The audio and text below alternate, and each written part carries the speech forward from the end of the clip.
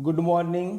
आप सभी का एक बार फिर से हमारे यूट्यूब चैनल में स्वागत है। आज हम लोग आपके लिए बहुत काम की चीज़ लेके आए हैं।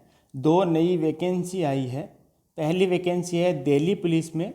दिल्ली पुलिस के अंदर जो वैकेंसी है वो है, एक तो हेड कांस्टेबल की है, जो मिनिस्ट्रियल डिपार्टमेंट में जो होते हैं, जो ऑफिसेज में बैठते हैं मिनिस्ट्रियल वाले, उनकी है। दूसरी है जो टेलीफोन ऑपरेटर जो होते हैं उनकी। तो दो अलग अलग वैकेंसी आई है। हेड कांस्टेबल टेलीफोन ऑपरेटर जो है उनमें जनरल की 500 मिलाकर के टोटल 571 वैकेंसी है, और जो हेड कांस्टेबल मिनिस्ट्रियल है उसकी टोटल है 54 वैकेंसी है। तो दोनों की मिलाकर के टोटल जो वैकेंसी है वो लगभग 700 के आसपास है। तब इनमें क्या होगा, कैसे एग्जाम होगा, क्या क्या चीज़ें हैं, कितनी क्या रहेगी, वो चीज़ें हम लोग आज इसके अंदर डिस्कस करेंगे। तो यहाँ इसलिए थोड़ा सा क्या है कि जो नोटिफिकेशन है वो थोड़ा सा धुंधला दिख रहा होगा आपको। अब अपन यहाँ बात करते हैं।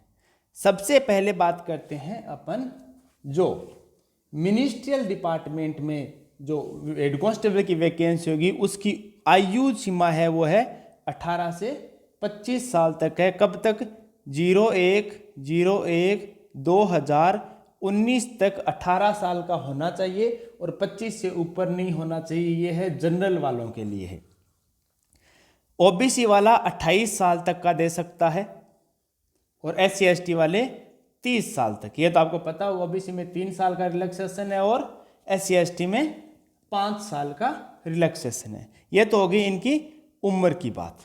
लिखा है ना, ओबीसी में 3 साल, SC ST वाले 5 साल का रिलैक्सेशन ले सकते हैं। स्पोर्ट्स पर्सन जो है वो भी 5 साल का ले सकते हैं। SC ST के स्पोर्ट्स पर्सन है वो 10 साल का रिलैक्सेशन ले सकते हैं।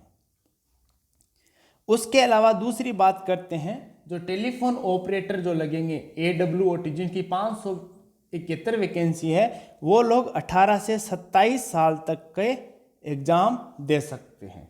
उसमें ओबीसी वाले 30 साल तक हो जाएंगे, 3+ करके, SC ST के 32 साल तक के एग्जाम दे सकते हैं।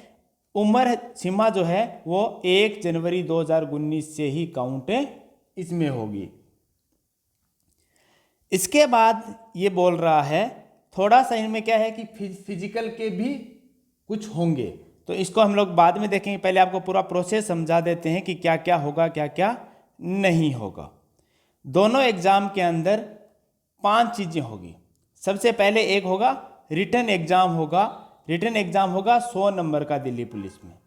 100 नंबर का जो रिटन एग्जाम होगा उसमें general knowledge, current GK, current affair, general science, ये सब आएगा। 50 नंबर के 50 क्वेश्चन आएंगे। 35 क्वेश्चन आएंगे रीजनिंग के और 15 क्वेश्चन आएंगे मैथ्स के। टोटल 100 नंबर का एग्जाम होगा, माइनस मार्किंग नहीं होगी। पहली चीज ये तो है टेलीफोन ऑपरेटर, और दोनों को मिला करके एक कॉमन एग्जाम होगा। उसके बाद क्या होगा, दोनों में अलग अलग प्रोसेस है। अलग अलग प्रोसेस में क्या है, उसके बाद सबका क्या होगा, मेजरमेंट टेस्ट होगा। मेजरमेंट टेस्ट मतलब PMT होगा, जिसके अंदर क्या क्या चेक होगा। उसके अंदर चेक होने वाला है कि अगर मेल है तो मेल की हाइट 170 सेंटीमीटर होनी चाहिए और चेस्ट है वो 81 से लेके 85 सेंटीमीटर तक का होना चाहिए। यानी 170 सेंटीमीटर की हाइट, 81 से 85 का सीना। अगर कोई फीमेल है तो हाइट होनी चाहिए 157 सेंटीमीटर, 157 सेंटीमीटर उसकी होनी चाहिए। SC ST वालों के लिए 155 सेंटीमीटर है, 2 सेंटीमीटर कम है। और बॉयज में भी SC ST वालों के लिए, SC वालों के 170 है लेकिन ST वालों के लिए 165 है। यहाँ तक चीज़ें क्लियर है। दो अलग अलग वैकेंसी है, दोनों की अलग अलग क्वालिफिकेशन है। अब जो हेड कांस्टेबल की हमने बात की थी, सबसे पहले आते आते वापस, हेड कांस्टेबल मिनिस्ट्रियल में आपको सिर्फ 12th पास होने चाहिए। किससे पास किया है कोई फर्क नहीं पड़ता, कितने परसेंटेज है कोई फर्क नहीं पड़ रहा, सिर्फ 12th पास चाहिए। लेकिन अगर हेड कांस्टेबल अगर आप है तो आपका वो जो टेलीफोन ऑपरेटर अगर आप लोग लगना है तो आपकी 12th है वो मैथ से की हुई होनी चाहिए। इसने यहाँ साफ साफ लिखा है कि एजुकेशन क्वालिफिकेशन में कि 10+2 senior secondary from recognised board with science and mathematics.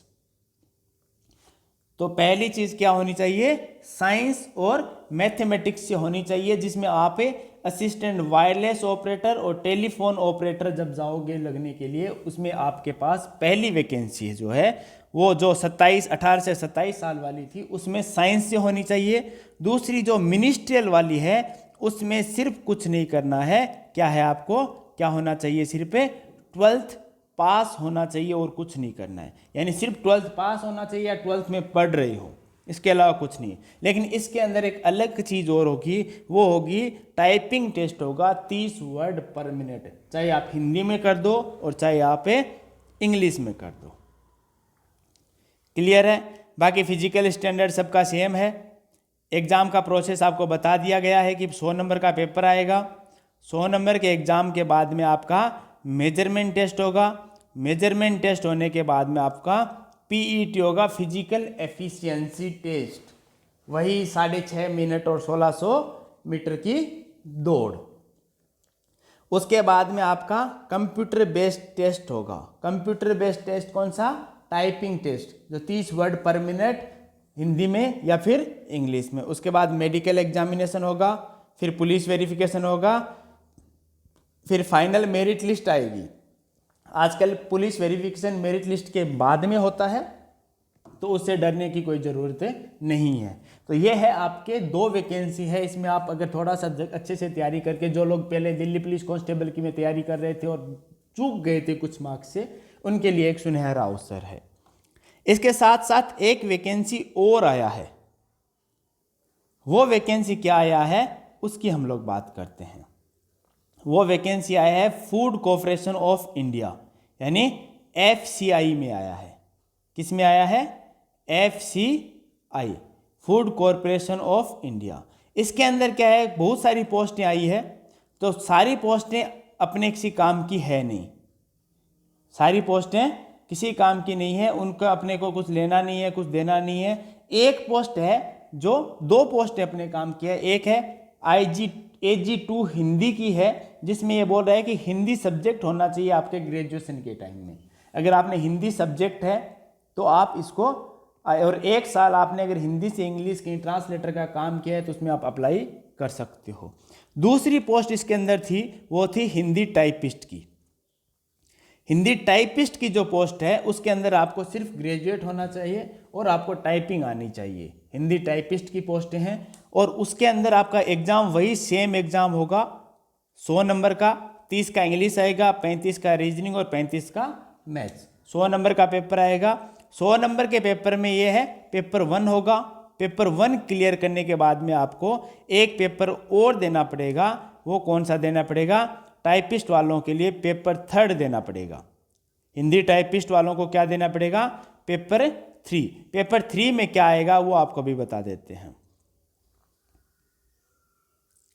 Paper 2 हो गया, 2 अपने काम का नहीं है क्योंकि हिंदी टाइपिस्ट वालों को नहीं देना, वो इंजीनियरिंग वालों के लिए। पेपर 3 में आएगा 120 मल्टीपल चॉइस क्वेश्चन आएंगे, जनरल हिंदी के, जनरल इंग्लिश के, general awareness, general intelligence, computer के। ये आएगा।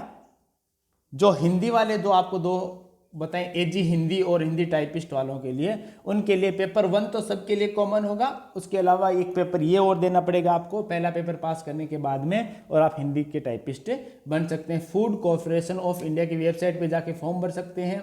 दिल्ली पुलिस हेड कांस्टेबल के फॉर्म कल से शुरू हो, वेबसाइट पे जाके, दिल्ली पुलिस की वेबसाइट पे आप ऑनलाइन लिंक जाके, कल शाम से शुरू होने थे, या तो हो चुके हैं या फिर आज शाम तक शुरू हो जाएंगे, आप भर सकते हैं। FCI के फॉर्म भी जाके आप भर सकते हैं। तो इसके अंदर आपको स्किल टेस्ट जो बताया है कि की वालों के लिए, ये मतलब हिंदी टाइपिस्ट वालों के लिए, ये कुछ नहीं करना है। उसके अंदर आपको सिर्फ कंप्यूटर पे हिंदी की टाइपिंग करके बतानी है कि आपको टाइपिंग आ रही है कि नहीं आ रही है। बाकी किसी ने अगर स्टेनो की जो शॉर्ट हैंड पढ़ रखा है तो उनके लिए भी यहाँ एक पोस्ट है, स्टेनो